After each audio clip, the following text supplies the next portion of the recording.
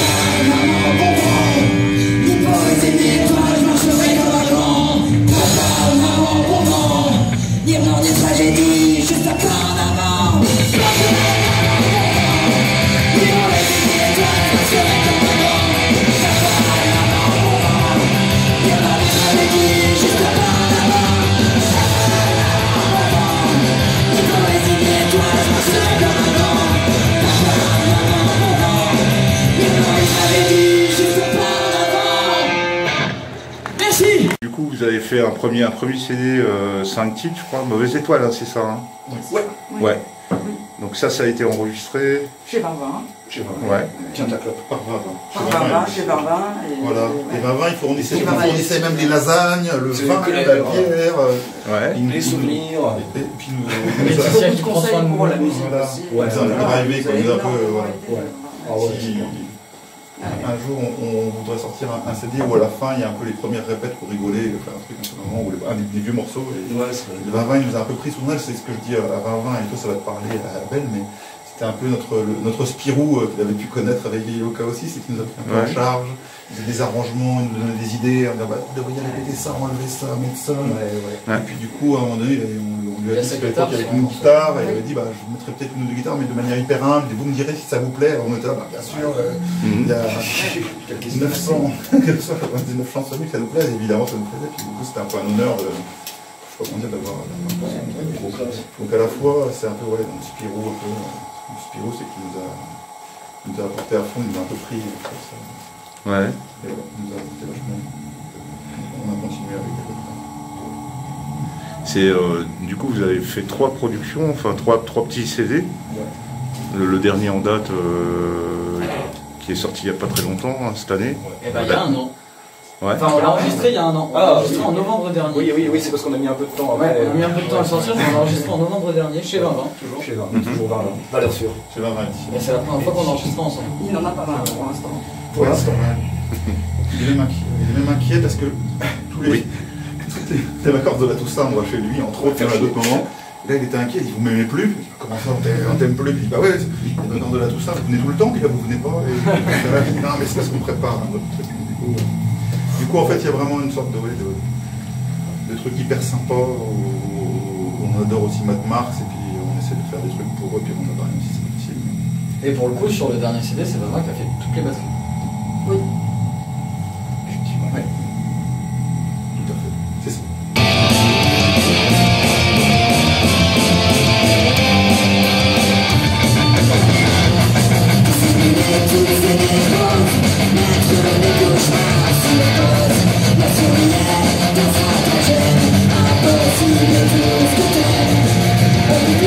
Je peux aussi vivre en détresse. J'ai pensé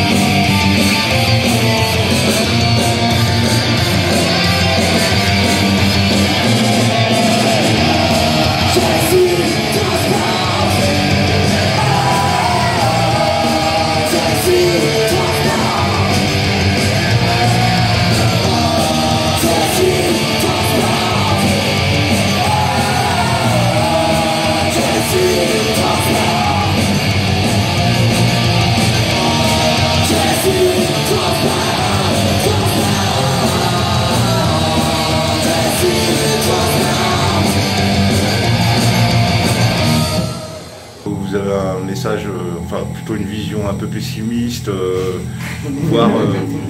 voire déprimée, on va dire. Hein, ouais. Donc c'est qui écrit les paroles? C'est collectif. Il y a beaucoup, on a... beaucoup ouais. Manu, Ouais.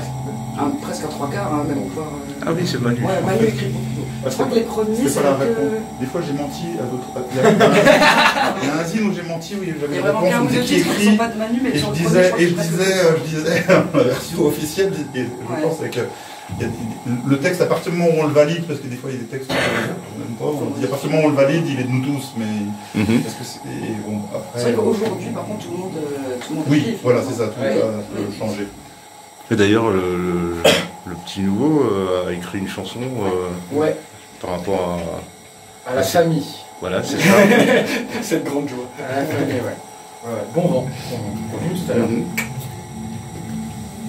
Je sais pas, qu'est-ce que tu... Bah, moi, vous l'avez pas encore enregistré, mais Non, je l'ai pas encore enregistré. c'est des nouveaux morceaux, quoi. Ouais, ça fait partie des nouveaux morceaux qu'on joue depuis pas longtemps. On l'a joué 3 fois en concert. Ça va être la 4e fois. C'est vrai que malgré le fait qu'on soit plusieurs à écrire aujourd'hui, c'est jamais... bizarrement, c'est jamais très gay.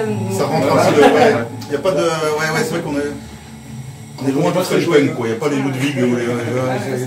Ouais. C'est nos influences C'est vrai que, mais c'est vrai que par rapport au pessimisme, en fait, on n'avait pas calculé. C'est vrai que les 2 premiers morceaux qu'on a fait dans Keynote, on en joue un ce soir, c'était sur Chaumont. C'était plutôt des morceaux un peu rigolo, clin d'œil. Et puis assez vite, dès qu'on a commencé à jouer ça, on s'est retrouvé vers des morceaux effectivement un peu tristes parce que c'est ce qu'on partageait différemment. Un peu comme étant un truc où on avait besoin de s'exprimer par rapport à ça. Et puis, comment dire, on n'avait pas forcément envie de faire un groupe punk à message, même s'il y a des super groupes, on parlait de Yoka, des Arculturels, des super groupes qui ont des messages, et c'est génial quand c'est hyper bien exprimé, mais on se ressentait plus d'exprimer un truc un peu personnel.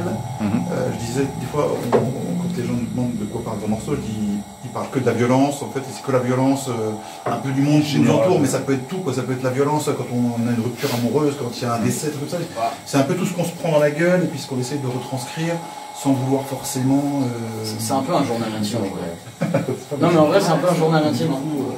Si tu regardes un peu les morceaux, au final, tu te dis que c'est chacun qui a écrit une petite page sur une de ses journées ou sur une petite période de sa vie. Et en fait, quand tu regardes, tu retrouves ça chez un peu tout le monde. Et c'est vraiment, ouais, moi je le vois vraiment comme un journal intime. Les trois projets. J'ai bien vu ça. Oh ouais, une belle phrase ça. Journal intime de Bridget Jones, c'était bien. Mais oui, c'est vrai que ça marque le temps qu'il est bien capté. Des fois dans les raps, dans les chroniques, il y a ce côté-là, ouais, groupe un peu pessimiste, tout ça, et du coup, des fois, c'est marrant parce que quand on se retrouve en répète, en concert, tout ça, on se prend plutôt vraiment la gueule, quoi.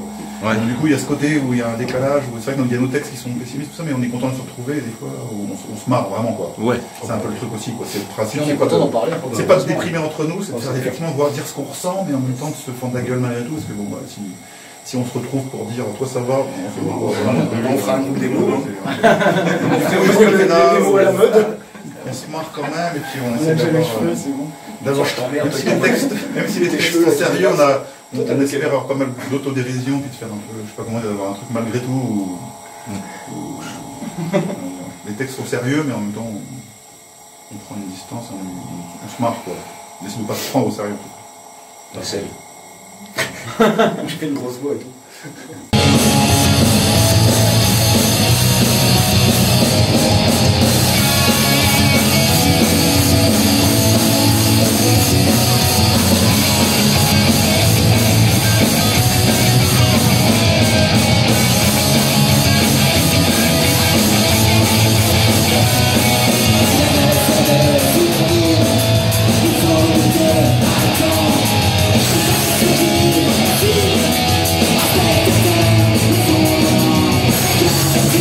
Machine,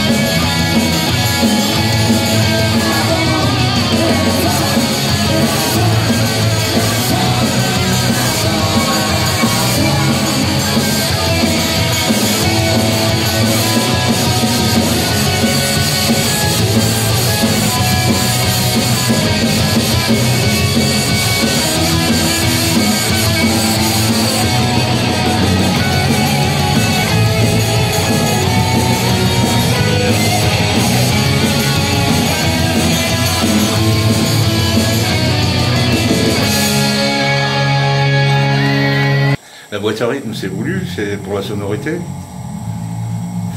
Alors là, ça va être Moi, je sais jamais trop On va repartir sur les débats. On va se débattre. On n'est pas fermé à l'idée d'avoir un batteur, mais toutes les propositions qu'on nous fait à la boîte à rythme nous plaisent vachement, donc à la fois, et puis c'est un côté pratique aussi. Donc, Tu vas dans un petit bar, on reste tu te ouvert. fais pas chier, tu peux jouer pas fort. Mais parce pour que- l'instant, on est content de ce qu'on fait, quoi. Puis malgré tout, c'est nous qui les faisons aussi. Parce que quand Valentin fait les batteries, on va avec lui, enfin, même si on n'est pas tous On les lui casse quatre, les pieds à refaire. on va tout chez le lui, week-end, voilà, c'est sûr. et on le fait quand même. On fait les pointilleux. Ça pourrait évoluer. Tu mets un peu plus de crash, un jour, hein. Pour le moment, c'est confortable. Ouais. Mais c'est confortable pour le côté spontané, parce que c'est vrai qu'on répète chez moi dans une pièce qui n'est pas insonorisée, qui n'est pas machin, parce qu'on joue pas forcément à fond, même si on joue de plus en plus fort, parce que mes voisins commencent à me dire. Et non, plus on a du matériel, plus on a du matériel, plus on joue fort. Rigole un peu. Mais il y a un côté un peu spontané où effectivement on peut se dire, on faisait des fois, le gars s'il habitait pas loin, on dit bon ça me dit on joue ce soir, et puis il arrive, on se boit des bières, on branche la rythme, c'est parti, voilà des. Bonne idée. Je faisais des et puis c'est vrai qu'on voulait garder ce côté copain, malgré tout, c'est le groupe de potes et on voulait garder ce truc-là et pas forcément avoir quelqu'un qui soit pas complètement dans le délire, même si on. Parce que c'est ça qui est compliqué aussi, c'est que même un batteur c'est cool, mais il faut aussi quelqu'un qui soit dans le même délire que lui, quoi, parce que c'est pas que de la musique non plus, il y a ce côté-là aussi, quoi. Puis c'est vrai que la boîte à rythme c'est con à dire, mais dans un petit bar où il peut pas trop faire de bruit, machin, bah tu te règles. Ça tire dans un sac. Tu peux, voilà. Ouais, et puis dans le camion, ça prend moins de place. Ouais. Vraiment, ça Il boit pas de bière, franchement. Exactement, la boîte à rythme n'est jamais sourde. Sans envie, on tourne au frigo. On va essayer de mettre de la bière sur le PC. Ça a déjà été fait, mais ça va. presque 100% fiable, finalement. Oui. Quand il y a le bon câble. Et puis c'est vrai qu'il y a des anecdotes sur la batterie, alors ça fait rire 20-20 et on le dit rarement, c'est que la moitié des batteries sont faites par 20-20, je veux dire le 20-20, c'est en Bourgogne, on peut se cacher. Et en fait, il y a une autre partie des batteries qui sont faites par une batteuse qu'on n'a jamais rencontrée, qu'on connaît juste par, et qui s'est fait, ça s'est fait un peu par relation comme ça, une amie, une copine, machin. Et du coup, on l'a jamais rencontré. Donc il y a un truc, je sais pas comment dire, comme un truc un peu marrant qui se fait à distance. Où des fois, elle est hyper contente. On lui dit c'est bien tes batteries. On le remercie sur le disque. En fait, on l'a jamais vu. Ah ouais. Donc c'est un peu étrange, c'est un peu marrant, mais c'est un peu une anecdote. Et quand on avait dit ça à 20-20, il dit vous l'avez jamais vu comme ça. La batteuse, elle fait des trucs comme ça. Je crois qu'elle était à Londres à un moment donné. Elle faisait des batteries.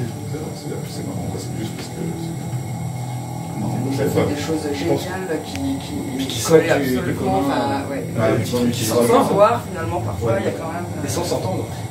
je pense qu'il y a aussi qu'il y a peu de groupes qui ont des musiciens qui ne connaissent pas, quoi, qui n'ont jamais vu. Quoi. Surtout à notre échelle. Voilà.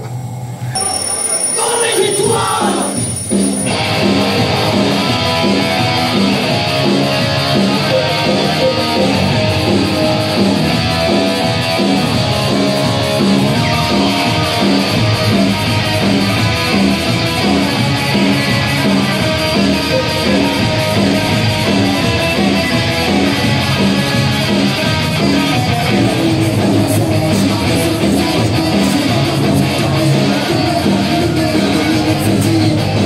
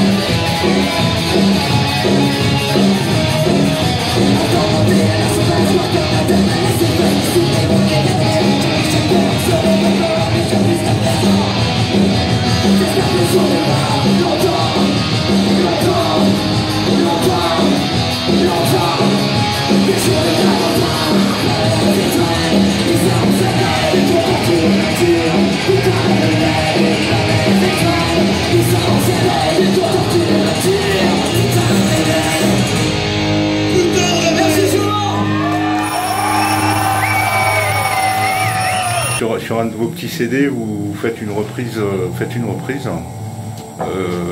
C'est laquelle déjà? C'est Roxane qui est. Lily. Ça va bien. Ah non, c'est Lily. Lily, ah oui. Ah, l'histoire de Lily. Ouais. Tu vas être déçu. Ouais, c'était Lily, c'était Lily, comment ça s'appelle? On l'a jamais joué en concert. Ah, vous l'avez joué en concert. On l'a joué en concert parce qu'en fait c'est. Il y a trop de 20-20 dessus. Ouais, il y a trop de 20-20. Et puis c'est un idole, il y a la basse pareil, c'est. La basse, Ah oui, c'est ouais, c'est la base. un mélange. Oui. En fait. C'est un mélange comme l'autre. Oui, comme Profession Copain. Son copain, pareil, c'est un mélange des icônes. En fait, Yann qui avait fait les pochettes des Yoka, du groupe à la basse et autres, est décédé il y a 1 an et demi. Et il devait faire la pochette de Instant Perdu. On était assez potes depuis longtemps, comme notre caisse, tout ça.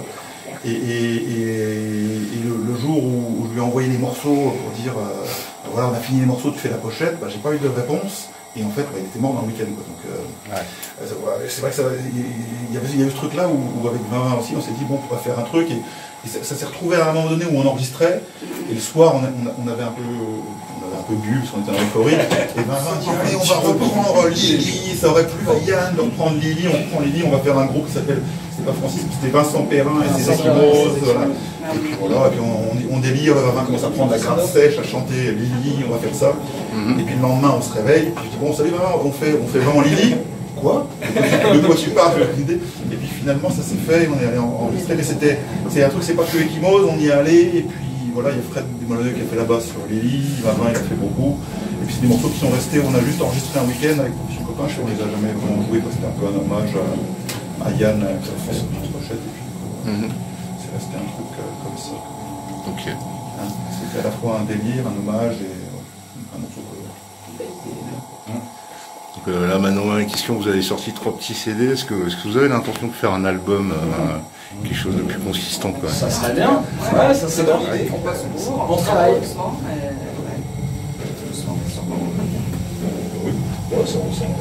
Ouais, c'est prévu, on se met pas la pression. En fait, on a sorti, effectivement, il y a des gens, je sais plus, il y avait le pote de Sens qui fait la radio qui a dit ouais, Ekimos, ils sortent plein de petits CD avec 4 titres, c'est juste occuper le terrain. Alors, bon, c'est sympa, mais il n'y a pas de volonté des marketing derrière, parce qu'on est un peu loin de tout ça, mais c'était un peu aussi déjà parce que. Moi je vois ça, pour moi il est voulu exprimer. Ah bon, il était pas au courant. Les premiers. Ouais, c'est bien de faire que des 5 titres. C'est vrai qu'on n'a pas de stratégie, mais c'est que quand Valentin est arrivé, on s'est dit que ce serait cool de faire rapidement un CD où il est dessus et où justement on a un truc pas avec l'ancienne équipe où on n'était que 3, c'était un peu différent tout ça. Donc que Valentin soit dessus. Donc on a enregistré rapidement ces 4 titres en disant plus tard on va faire un album et puis on est en train de faire des morceaux pour faire un album avec il y a 2 morceaux qui seront dessus, sûrement Bon Vent et Le Jour de la Chance, les sonnets le lendemain du Jour de la Chance. C'est les 2 nouveaux, on a d'autres nouveaux mais pour lesquels on n'a pas encore de programmation. Vous voulez pas qu'on les joue? Là pas encore. Mais du coup c'est prévu mais on se met pas la pression puis on ira chez Vinvin. On pourra le déranger. On se dirait l'année prochaine quoi. Ouais, tout ça. L'année prochaine, ouais, après on ait assez de morceaux et puis voilà. Peut-être qu'on va mettre les copains, parce que c'est des copains qui ont fait la pochette de l'EP La Vestige, c'est 2 copains, Laura et Seb, qui sont occupés de toute la pochette tout seuls, et qui un soir nous ont dit vous passez à l'appart, on a des trucs à vous montrer. Et au final on s'est tous retrouvés pour boire des bières, et là on s'est dit ok c'est ça, et c'est les copains qui nous ont fait ça, donc c'était cool. C'était cool, et peut-être le prochain, on verra. C'est pour eux le message. Travailler au boulot. On réfléchit. Cool.